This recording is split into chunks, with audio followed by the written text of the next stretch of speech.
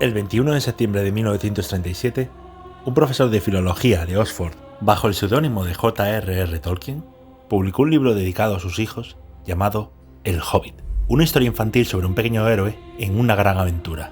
No se trataba de nada raro, un cuento infantil más publicado para que los padres leyeran a sus hijos antes de dormir.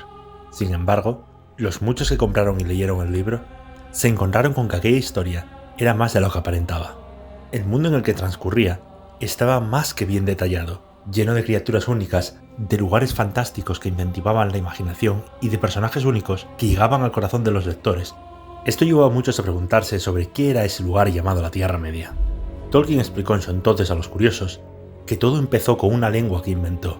Esa lengua era el Quenya, inspirado principalmente en el latín, el finlandés y el griego, un idioma que necesitaba un mundo para dar significado a sus palabras. No era una simple lengua, era el idioma de los altos elfos, los Noldor y los Vanyar, que vivieron en Aman, la tierra de los Valar.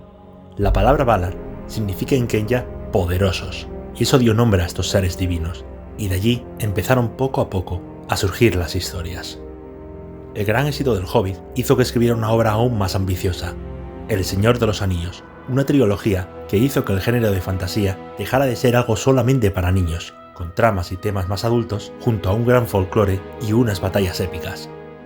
El amor por los idiomas, las leyendas finlandesas del Kalevala, la mitología nórdica y las figuras del cristianismo hizo que Tolkien creara uno de los mundos más detallados e impresionantes de la ficción moderna, y que aún hoy en día sigue siendo estudiado por muchos. Pero, ¿de qué tratan las historias de la Tierra Media? ¿De qué va?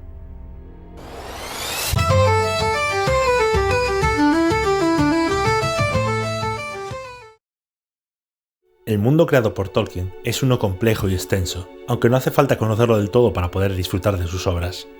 Otra ventaja es que sus historias son más o menos independientes, con lo que se pueden ver sin saber de qué tratan las otras. Aún así, aviso de que se pierde parte de la experiencia.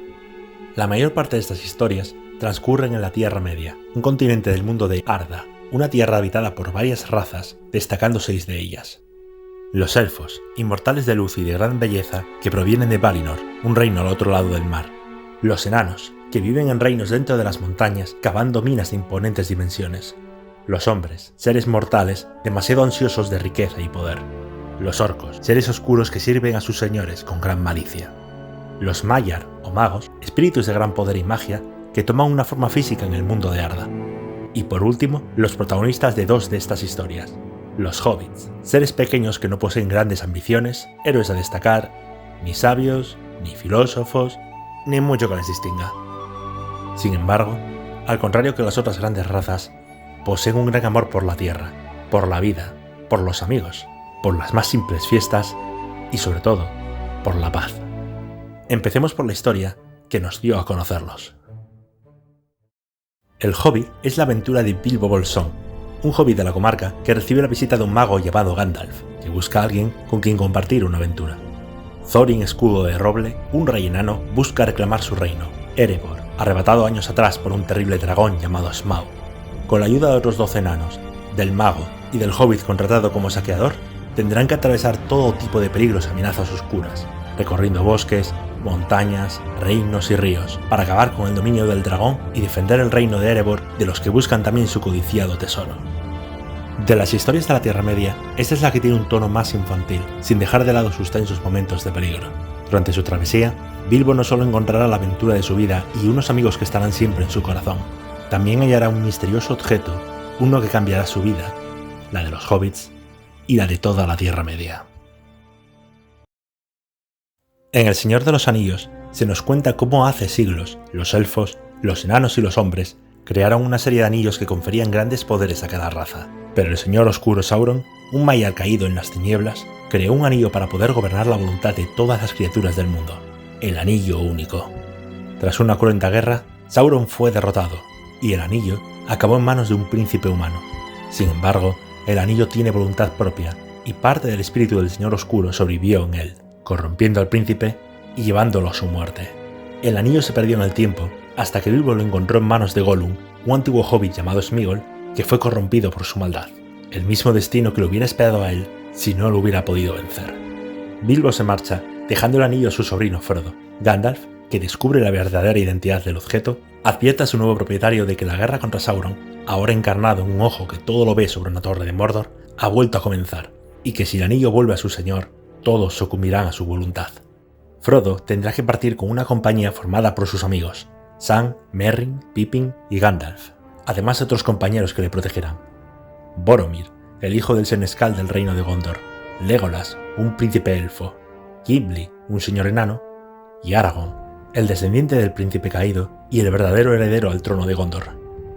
La misión de la Compañía del Anillo será llegar hasta Mordor, la tierra del enemigo, donde Frodo deberá arrojar el anillo al fuego donde fue forjado para poder destruirlo, y con él a Sauron y sus múltiples orcos, trolls y los 9 Nazguls. El Hobbit deberá atravesar todo tipo de lugares inhóspitos, mientras lucha continuamente contra las tentaciones del anillo que querrá corromper su voluntad. Aragorn deberá luchar contra la sombra de su antepasado para poder liderar a los hombres en esta nueva guerra y reclamar su trono. Y Gandalf deberá asegurarse de que hay un futuro para la Tierra Media, si acaso pueden ganar esta nueva guerra. Esta historia no solo cambió el tono hacia la épica, sino que se alejó de los cuentos infantiles, acercándose más a los cantares y las leyendas de la Edad Media. Para muchos, es una de las mejores épicas jamás escritas, aun incluso cuando transcurre en un mundo ficticio. La historia de Frodo y sus compañeros es la más conocida por todos, pero no fue la última que escribió Tolkien. En el Silmarillion se nos cuenta varios mitos y leyendas de la Tierra Media, desde el nacimiento del mundo hasta la Tercera Edad, donde transcurren las obras del Hobbit y el Señor de los Anillos. La historia comienza con Eru Ilúvatar, el dios que junto a su creación, los Valar, tocarán una sinfonía que crearía el universo llamado Ea. Pero uno de los Valar, Melkor, conocido luego como Morgoth y como el futuro maestro de Sauron, utilizó la música para poner su influencia en el mundo con la intención de dominar toda la creación. El libro nos relata la historia del nacimiento de los elfos, los hombres y el resto de razas, de las acciones de los Valar en la creación, de los 2 árboles de Valinor y de la creación de las gemas que dan nombre a la obra. Los Silmarils son unas gemas de gran poder forjadas por un elfo llamado Fëanor, y eran tal su belleza que Morgoth las robó después de traer el mal a Valinor. Los elfos respondieron yendo a la Tierra Media para luchar contra él y sus fuerzas oscuras, en una guerra larga y sangrienta, cuya cicatriz marcó para siempre su mundo. El libro sigue hablando de historias como la de Númenor, la Atlántida de este mundo, los relatos de algunos héroes legendarios y, al final, sobre la forja de los anillos de poder y el anillo único. Si preguntáis sobre la serie de Amazon, Los Anillos del Poder, esta no se inspira en el Silmarillion, sino en los apéndices del Señor de los Anillos, ya que Amazon no tiene los derechos de este libro, aunque se ven reflejados algunos de los acontecimientos narrados. En general, el Silmarillion es una obra muy compleja y que puede llegar a ser muy confusa para muchos. Es considerada la Biblia de Tolkien por su tono bíblico y más mitológico que el resto de sus obras, y es por ello que es adorada por los seguidores de Tolkien.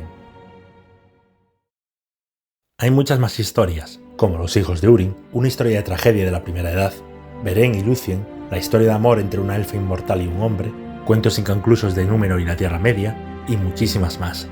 La obra de Tolkien ha sido llevada a la animación, al videojuego, al teatro, a la televisión, a los musicales, a la Unión Soviética e incluso a la música, con grupos que dedican álbumes enteros a sus historias como Blind Guardian,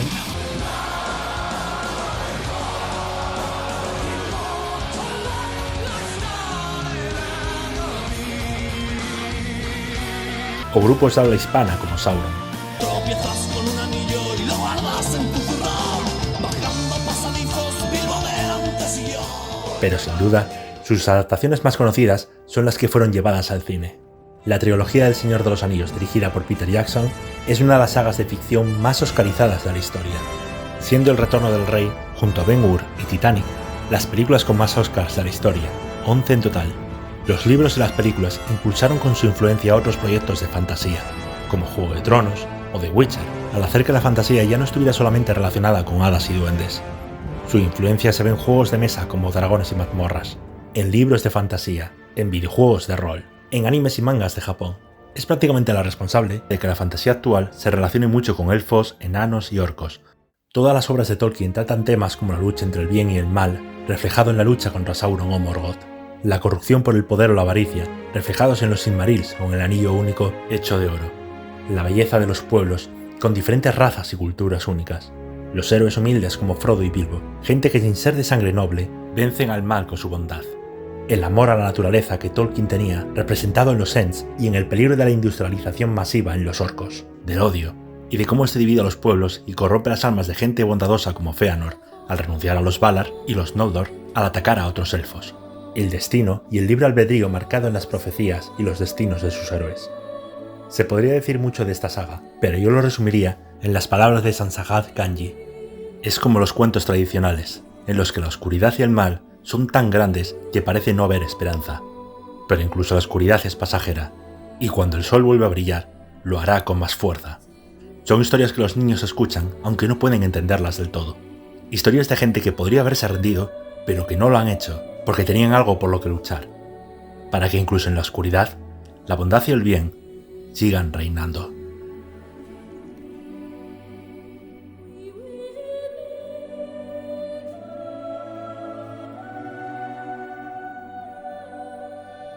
Ya para acabar, os dejo el mejor tema que nos ha dejado esta franquicia. Where there's a wind, there's a way. Where there's a wind, there's a way. Where there's a wind, we don't wanna go to war today. But the Lord of ¿Quién dice que el mal no puede crear? Ay, Peter Jackson, te faltó poco para la perfección.